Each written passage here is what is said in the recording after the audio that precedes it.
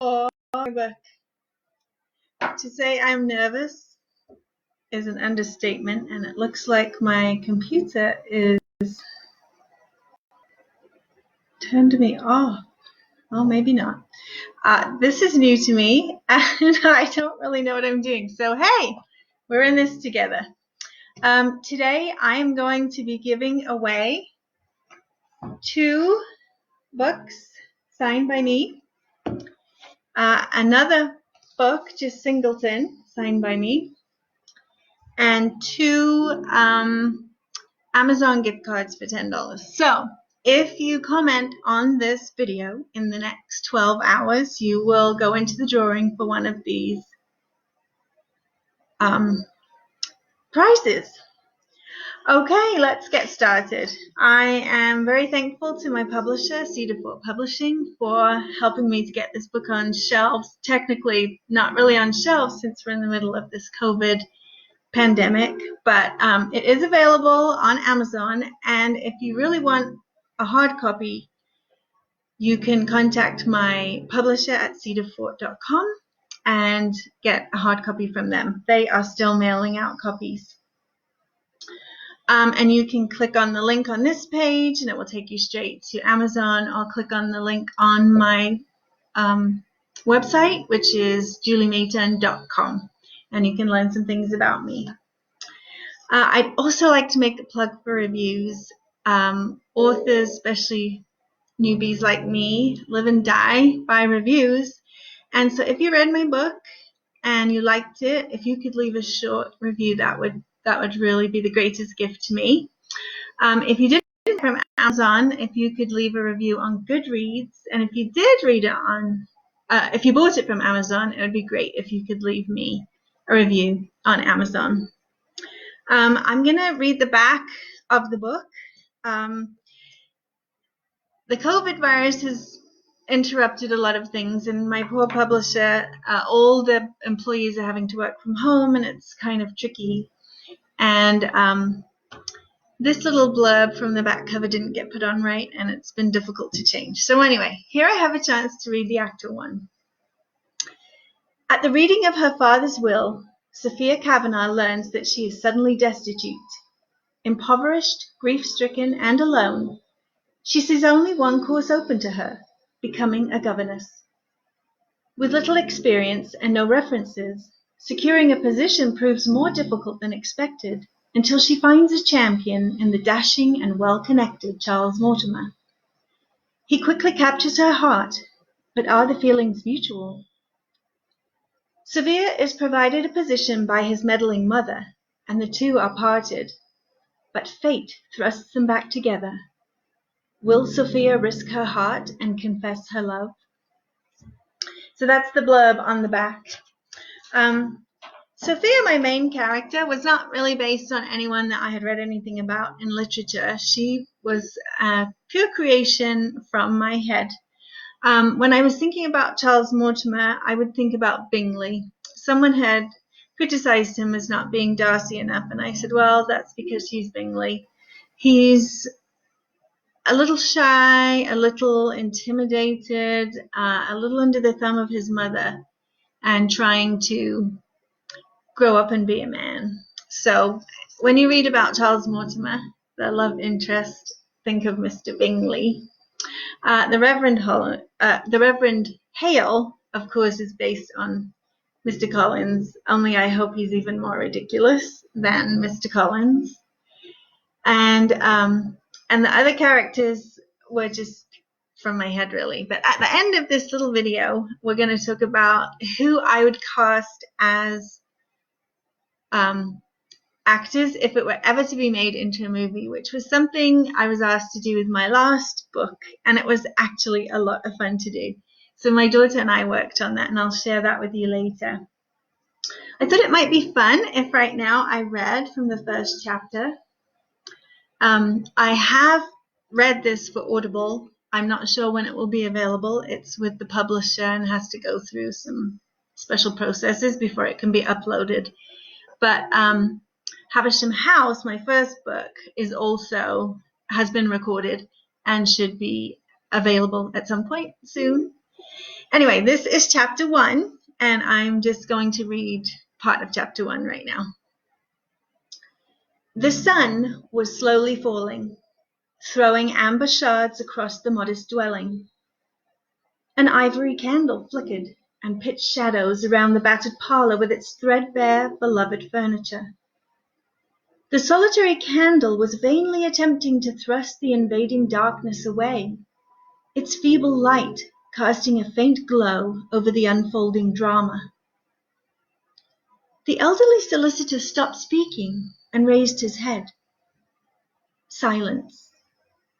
He waited. "Nothing?" the young woman finally said. "Nothing at all?" "I apologize for being the bearer of bad news, Miss Kavanagh." The apologetic man winced. "In point of fact, though it seems indelicate to mention it, there's an outstanding bill for the butchers." The golden head of the young woman jerked up violently. "Which I will gladly take care of," he added hastily. His head resumed its bowed position. "I have known your father in a professional capacity your whole life. I feel obliged to tell you that I did advise him to put money aside for your future.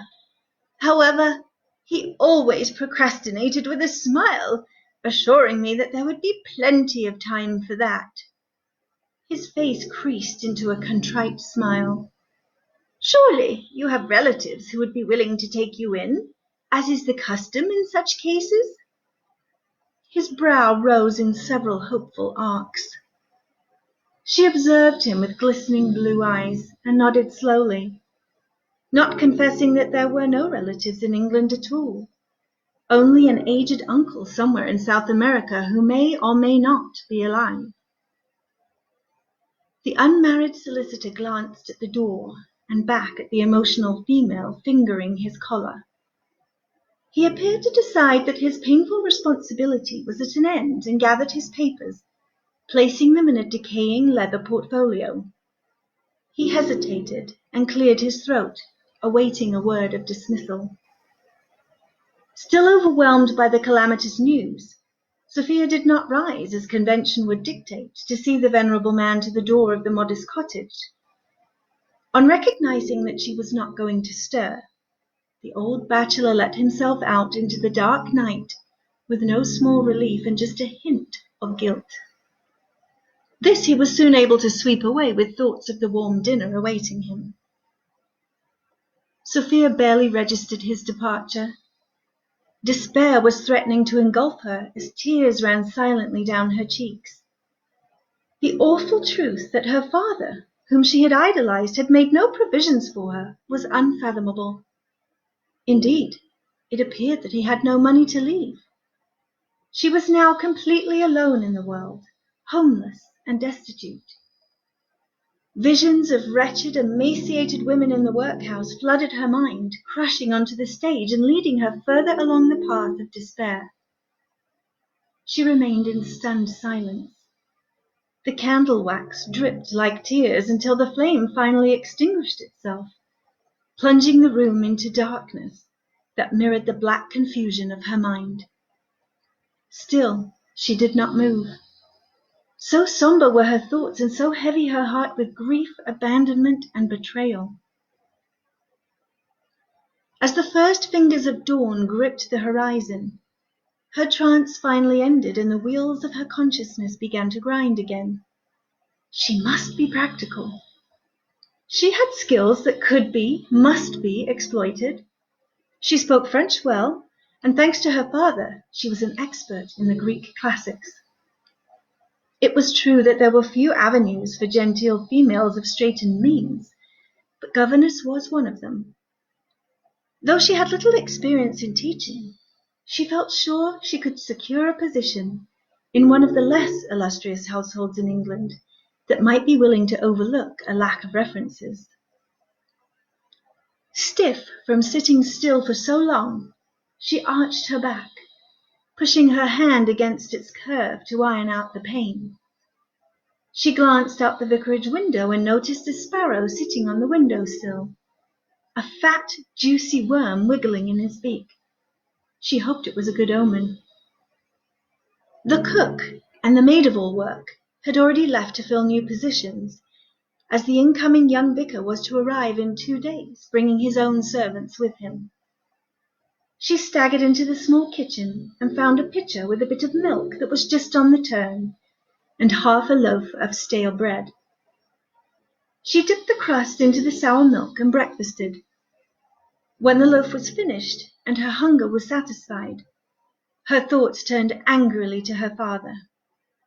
She stomped up the narrow, uneven stairs and yanked her carpet-bag out of the wardrobe, filling it with her few possessions. "Father, how could you do this to me?" On the top shelf she found the miniature silhouette of her mother that she had made some years before. She clasped it, allowing herself the luxury of more tears. It was hard to grasp how dramatically her life had changed in so short a time. Not 3 years before, her home had been a sunny place brimming with love and laughter. Then her mother had contracted consumption, and the merriment had turned to hushed and fearful whispers that ended in a funeral. Sophia and her father had eventually pulled together after her mother's passing. Their former sociality had transformed to quiet evenings of toast and cards by the fire. Her father's stroke had attacked without warning. Right in the middle of his weekly sermon, death had hammered its fatal blow. The congregation had risen as one in horror to rush to his aid, but no earthly actions could deliver him. Since the fateful event, Sophia had been occupied in a whirl of activity, preparing the vicarage for the incoming vicar, his wife, and their 3 children. Though she had felt bereft, she had at least been secure in the knowledge that her father's will would hold provision for a comfortable, although modest future. She snapped the clasp of her bag shut and trudged down the stairs, stopping halfway to trace her fingers over the dent in the banister she had made at age 5, when she threw her doll in a fit of youthful rage. Tears pooled, and she swept them away bitterly with her sleeve, continuing on down the scarred staircase.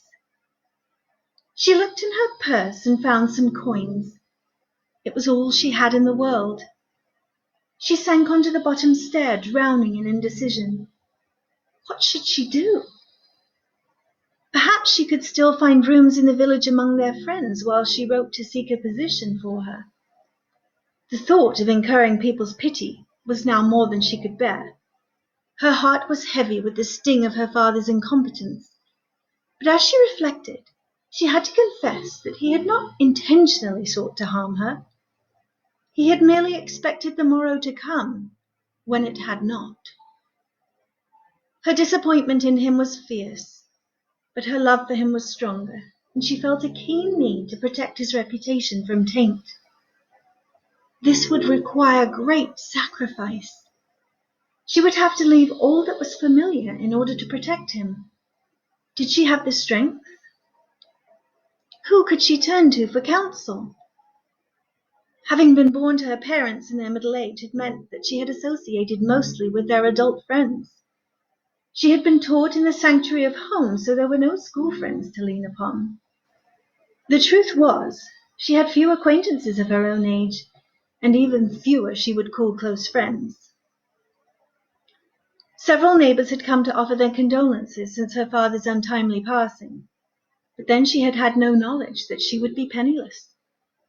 They certainly would not feel responsible to support her, even if she could overcome her pride and ask. And if she asked them for help, her father's shortcomings would become common knowledge. That must not be allowed to happen. He had never failed them. She finally made a decision. She must depart. But where would she go? Sophia slipped off the stair to her knees, seeking guidance through prayer. Dear Father in heaven, I come to thee this morning seeking wisdom. Thou hast seen fit to take my father before he could save money for my future, and I know not what to do. Please send me some direction and help me soften my heart toward him. As she sat back on the stair, she heard a tapping at the window. Looking up, she saw the sparrow from earlier.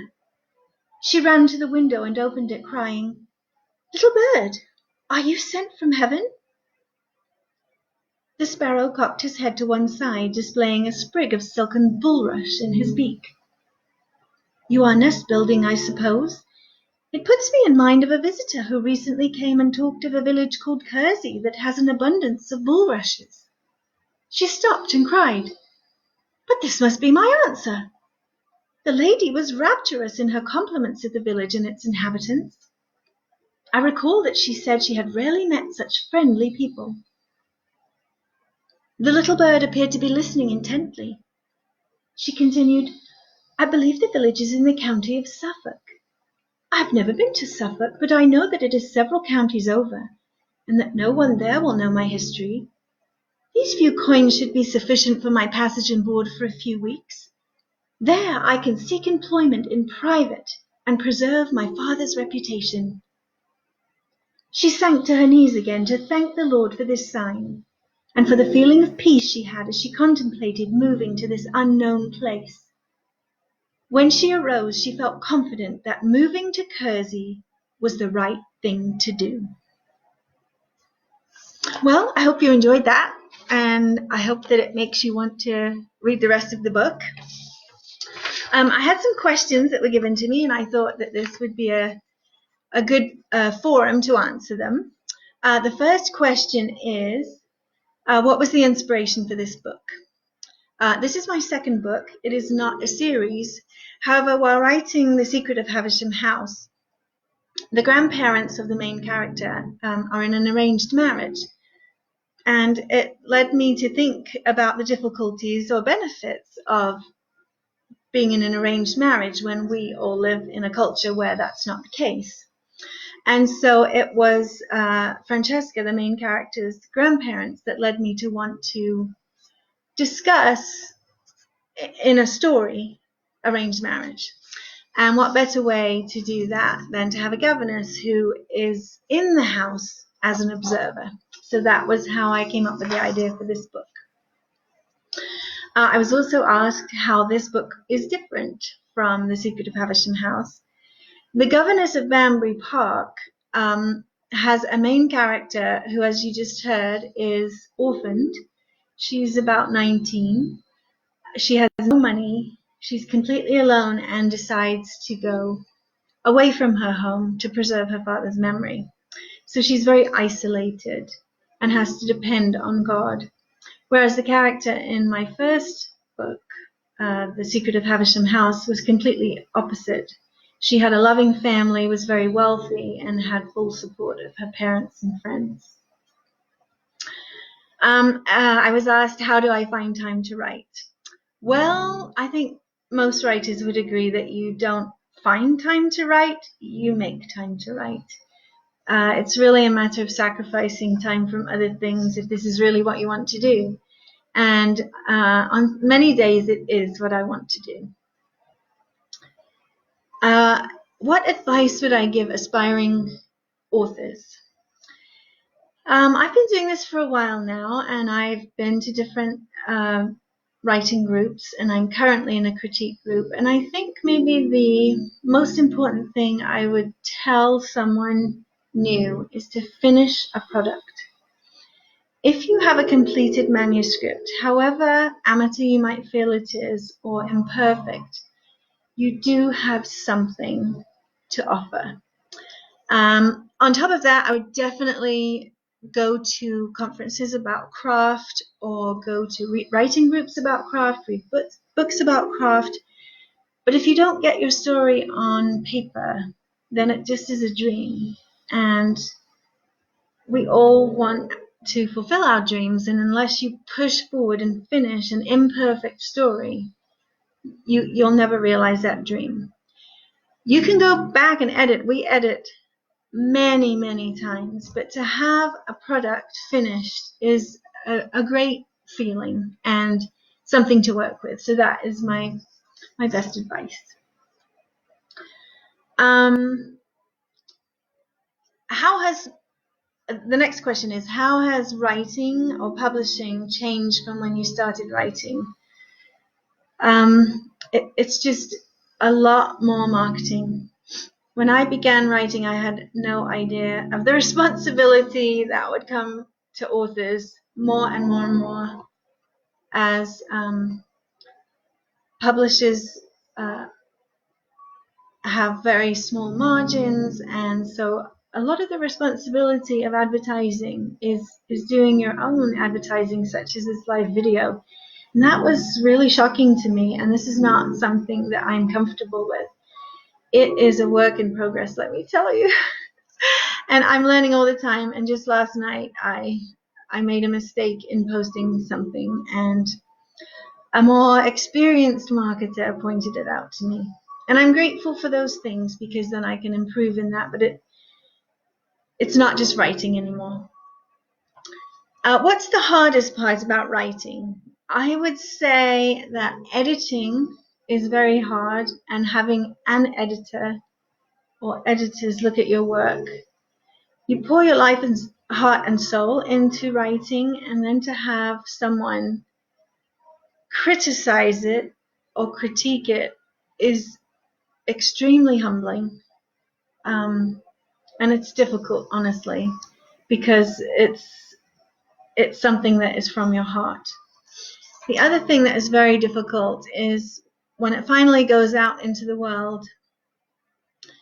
There are many people who seek to, I guess, just criticize writers. I understand that they may want to do that. Since I've become a writer, if I didn't like a book, I won't do a review. Because regardless of whether I liked it or not, I know that that person put a lot of time and effort into it. So it is very hard to read reviews. I try not to read them, because I don't want that to discourage me, and so I just push forward. But negative reviews are difficult. Of course, positive reviews are like a ray of sunshine and a gift at Christmas, and they just are so wonderful. So those of you that have written great reviews for me, I just love you. Okay, let's see. What time is it? I have to look and see what the time is, because I'm only supposed to do this for half an hour. So I talked at the beginning about being asked who I would cast in the different as different characters. And so my daughter and I, as I said, had fun doing this. We had fun doing it with the last book. So the main character's name is Sophia. She's the one that I read about, who discovers that her father's not left her any money. And I decided that Amanda Seyfried, I'm not sure if that's how you say her name, would be the perfect Sophia. She's got the big, beautiful eyes, and just the sweet face. And that is definitely what I conjured in my mind as I was writing about her. And that actress played Cosette in Les Mis and was in Mamma Mia. Charles Mortimer, we had trouble finding him, because in my last book, the love interest was handsome, and the second love interest was outstandingly handsome. Well, that's not really real life. So this time I decided to make a more flawed man in his physical features, and one of those things was he had a rather large nose, but it was balanced because he had curly hair. Well, it was hard to find someone who looked like that, because honestly, people put their best pictures online. So after a bit of looking around, I decided on the actor who was in Hunger Games called Ashton Moyo, and I probably butchered his name, but anyway, you can go look him up. So I would cast him as Charles. Mrs. Mortimer is not a very nice person, and she tries to pull the couple apart. And I thought of Kate Blanchett. She was the stepmother in Cinderella, and just perfect for that. Amelia is a character further into the book, when Sophia becomes a governess, And she's not very pretty either. I was trying to get away from all the lovely people. And I thought of Minnie from Lark Rise. She's just a cute character, not outstandingly pretty or anything, and that was exactly what I needed for that character. And then the Reverend Hale. He, of course, is just awkward, like Mr. Collins, and I couldn't find any pictures of anyone that was sort of ugly enough to play him. But I thought you could ugly up some actors. So I chose Oliver Dimsdale, who was in Downton Abbey as the Prince of Wales and has been in Grantchester.